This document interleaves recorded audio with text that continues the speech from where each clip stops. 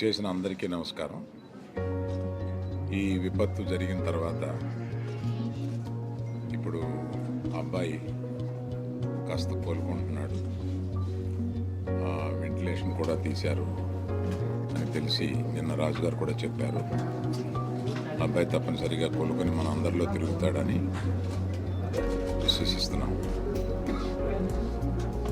ఇప్పుడు ప్రస్తుతం ఇక్కడికి రావడానికి కారణం ఏంటంటే